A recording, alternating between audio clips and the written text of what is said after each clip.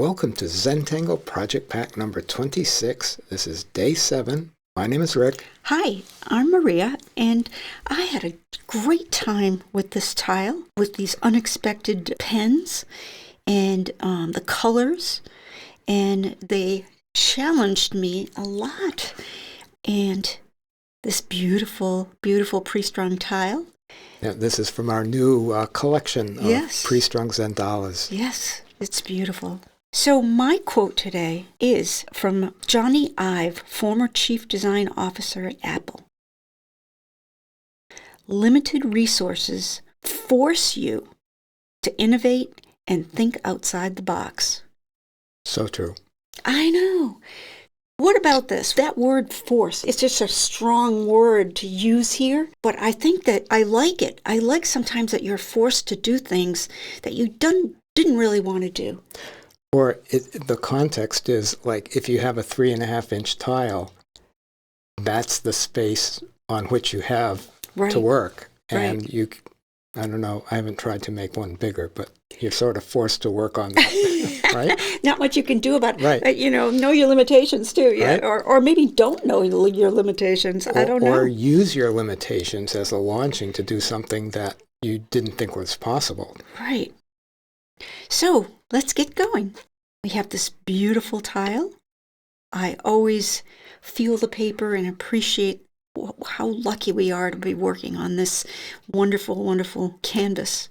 And this 03, I've gotten to really like it. New favorite pen. A little bit heavier than an 01, but not as heavy as the 5 and 8. And I kind of like that, just for something a little different, right?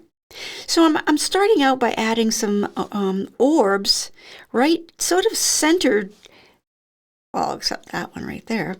But in those triangles. In the larger triangles. And what I wanted to do here is get away from drawing behind. We draw behind all the time. So we're going to draw in front of. And by drawing this first thing down, these leaf shapes are going to be in front of everything else.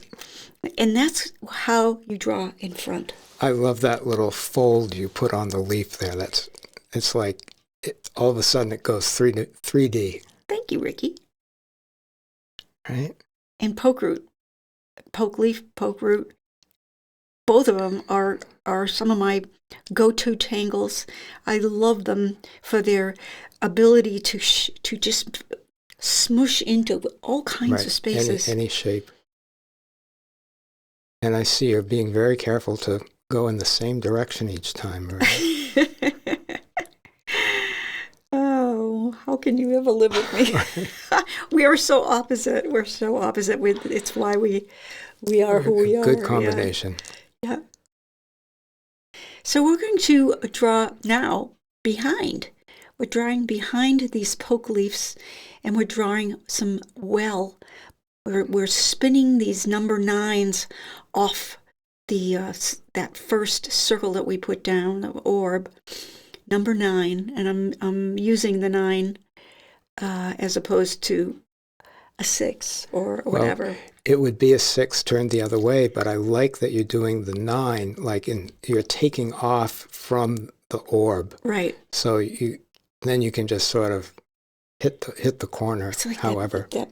And well is definitely one of our go-to tangles, both Maria and me. Yeah. I think you came up with that. Yeah, that was from there was this armory of knights in shining armory. Yeah. It was a pattern on this treasure box. So now in the spaces around well, we're going to spin some Senna. Senna. That's it. Senna. So if you guys can't remember the names of the tangles, I'm the worst one. Bad. Don't feel bad. I'm the worst one. Well, I like that there's a theme in both of the tiles that we've done in this, of these close auras, and you've done Senna in both of them, and just you get to see it in different forms and applications. It's true because it's so changeable. Yeah. It fits, and it's got that nice light and dark to it. So I'm going with the 9s here. So you're repeating the line as a 9 each way here. And just adding that little bit, and it looks like you're skipping one between, enlarging and then not. Right. I find that that's almost like a gorgeous thing we do, right? With gorgeous. And you can do any number of things. And don't worry if you missed one. Nobody is going to ever notice it. And I love that. It's one of the reasons that we love putting tiles in a mosaic, because all the little things that you like may be like, oh, why'd I do that? When you're doing it, just disappear. I want to talk about, too, that some of the most valuable things in the world are things with mistakes on them, right? Yep. Coins, money, paintings, signatures. I mean, all kinds of stuff like that. Right. If you find a stamp or a coin with an error on it, it's always worth more than what it says on it. So the more mistakes you make, the more valuable your tile is. That's true. I love that. Just keep it in mind and not let the bloopers upset you. Get in your way. So you can see how radiating and how alive Senna is. It adds this wonderful spinning, twirling, wonderful undulating feel to the tile. I'm going to outline this moon here, this crescent moon. Being careful not to go over the leaf. That goes behind. I am working with the Tangled Knightsbridge here. We're doing tethered auras to create some stripes. We're going to put in Knightsbridge and some orbs and all these beautiful little borders. I love the idea that we called it Knightsbridge and not checkerboard, because you would never think to curve a checkerboard, but you can certainly curve a Knightsbridge. Right. And we're really taking advantage of that whole tethered, or Maria's taking advantage of that whole tethered aura concept. We're using that more and more, or else we're acknowledging it more and more, because it's such a great thing to remember. And also, you can see, if you're a new tangler, the importance of having your hand pretty much in the same spot all the time. Instead of trying to work your hand upside down or move it so that it's going left to right. Left to right is a very hard thing to do. Up and down is much easier. So here we're setting up I keep saying we like we cook dinner, setting up the grid for Knightsbridge. But I even turn the tile each time so that my hand is doing the same stroke, that up and down stroke. Right. And just sort of figuring out and imagining where they would be behind that. It's almost like a little machine that moves with me. Right? Yeah. Like a clock gear. Yeah. So the next stripe, we're going to have some nice orbs. And the orbs are going to sort of tuck in behind the one next to it. Just gives it some three-dimension. Well, it's like peas in a pod. And you'll notice how every time that Maria does one, she's like, if that little interstices, that little white spot there gets filled in, and even the bounding lines, she retraces a lot. So the line that is holding them there just gets absorbed. And this whole world of AI and all of that stuff, you want your things to look as handmade, hand-drawn as possible. It doesn't mean it's not going to be beautiful. It's just that it's going to be made by a human. and it's going to be made by you. Yeah. And then, so I like the alternating banding of round and straight. Really nice mix. And it almost looks like tile. You can see the tiles set in the grout, and that's I've done enough tiling in my day to know that that's what it looks like. That there's grout coming through, and the tiles sometimes are a little scashog. Someplace else, yeah. It looks really nice. I like that. I like the light and the the open space and the tight space. So these other triangles up at the top here, I'm going to add a variation of the tangle, and it's either puff or it's ravel, or a combination of the both of them. But you can see the sort of almost a tethered aura. It's puffy ravel. Puffy ravel, yes. But it starts out with bales, that approach and putting that seed shape down, and then, taking inspiration from other tangles and just running with it. So it almost has like that pumpkin esque outside, right? Yeah. Really nice echoing. And that first stroke, those first two strokes are like bales. Right. So if you put down bales on that triangle and then start tether oraing, you should have quite a few beautiful patterns there. And you can see how easy it is to fill up any space. You could have gone all the way through to the middle, but I kind of liked keeping that triangle there for just maybe some highlights. Well, it's like a bezel for a really beautiful jewel. Yeah. I like that. So here's bales right here. And then tethered oars all the way to the edge. There you have it. It's such a beautiful presentation and pretty easy. And again, you have that nice mix of sharp and soft lines, of those sharp angles, and then the soft curves. Mm-hmm.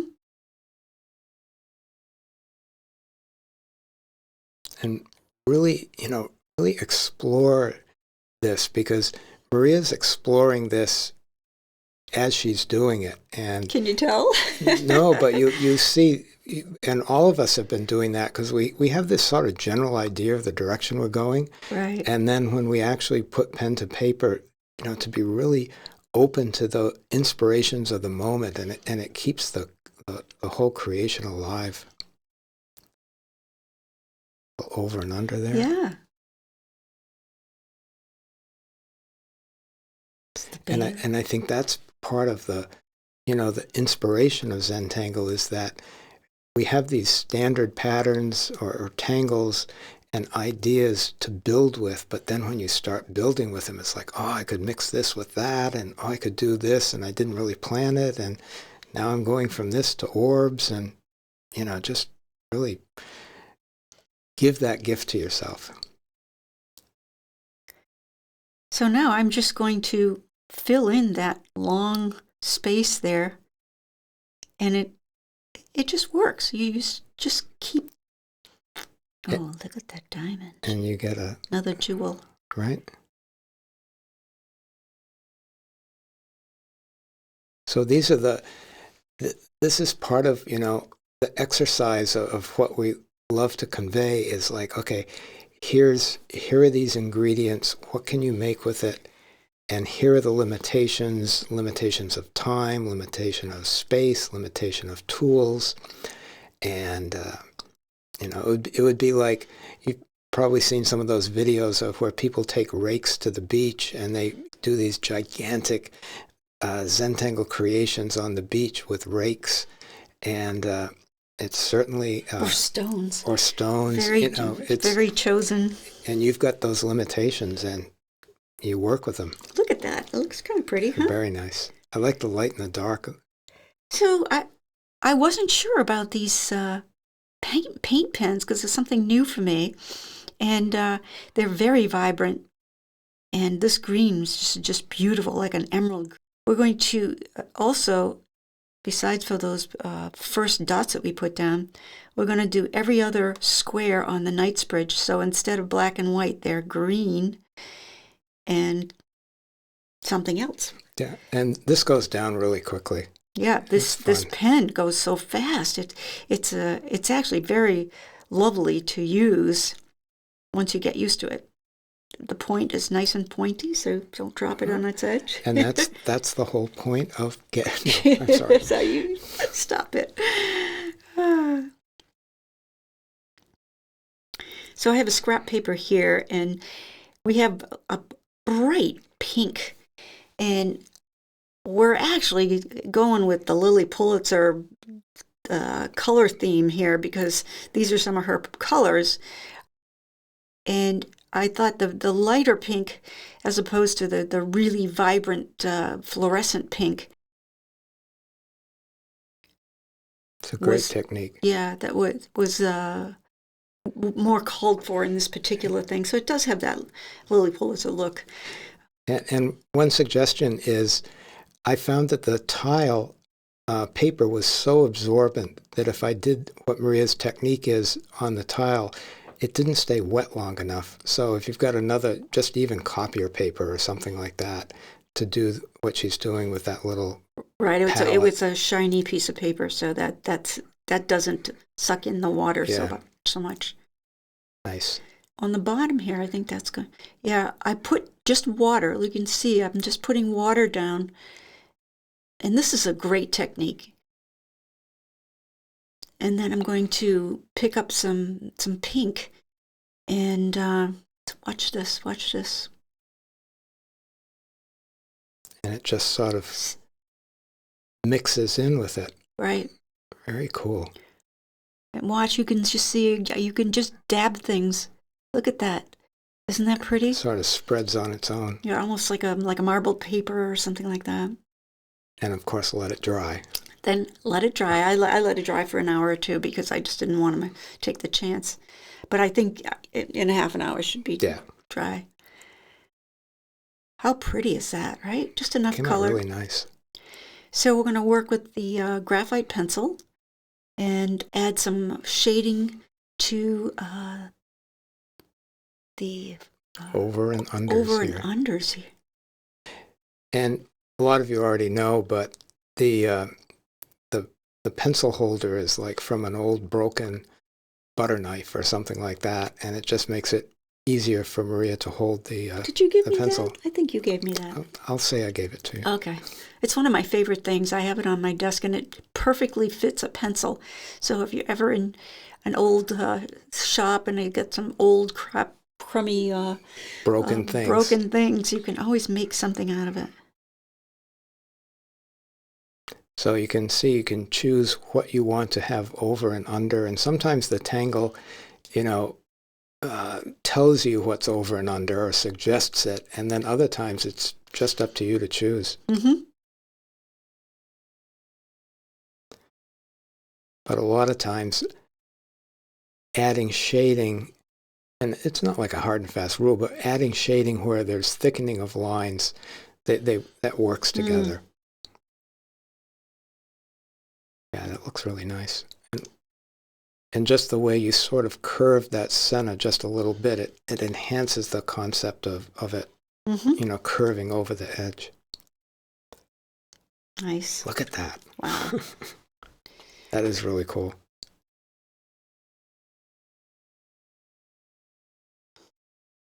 So I'm putting some little smiley faces here on the pearls. They look like pearls, right? They do. Like what are those gray pearls? Freshwater pearls, yeah. And then adding just under the pearls some nice dark graphite that'll make those pearls pop out. So that's what happens. Very jewel-themed composition. Yeah. It is Valentine's Day coming up, so sweetie, okay. I just thought I'd, drop a hint. No, actually, I don't wear much jewelry, so. Right. But dinner sounds good. Okay. But you can see just a little bit of graphite is all you need, and it just keeps those colors like singing. So I took a new tortillon because I needed a point. Because what's the point if you can't?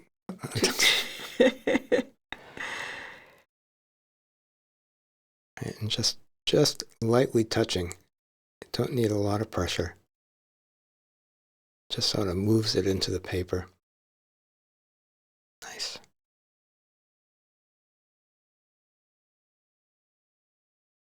Right, you can always go back, and I think probably a lot of us have started spending almost as much or more time shading than we do tangling. Because you can, it's like the clay is still malleable, so you can, even though the ink is down there and it's not going anywhere, you can emphasize, de-emphasize. It's a really wonderful part of the process.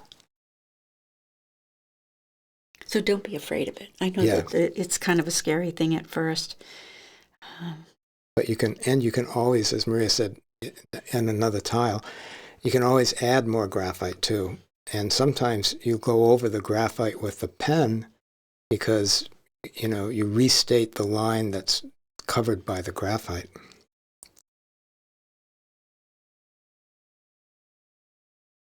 Right, just softening all those edges.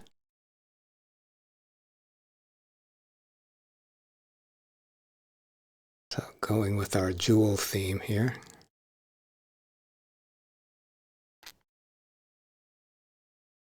Yeah, these kois have a very precise point. Oh, go ahead.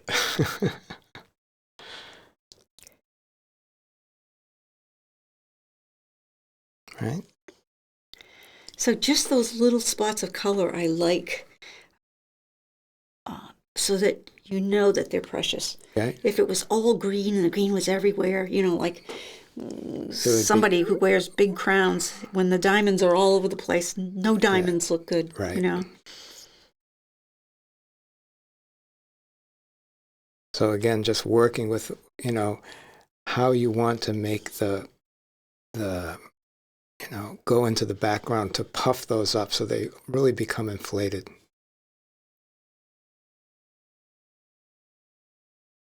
And you still have that open feeling. So we always say, use the tortillon on its side, and it will last a lot longer. Mm-hmm. And it softens things easier too. Nice. Almost. Yeah, I got my extender. Right? Yeah, so take your time with all of this, and look at it, and then after looking at it, you'll see, oh, I want to add a little bit more there. You might even step away from it for a bit and then come back and see it with fresh eyes. Of course, turn your tile this way and that. You can see how just that little bit pushes that into the background and really frames it.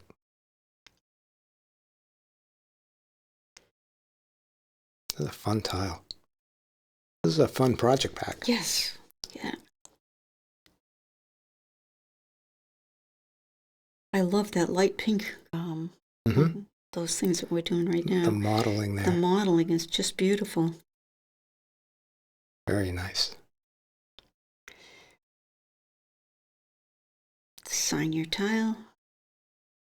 And as we always say, the chop and the signature, this is yours. It's artwork. You're the artist, so you own it. You sign it.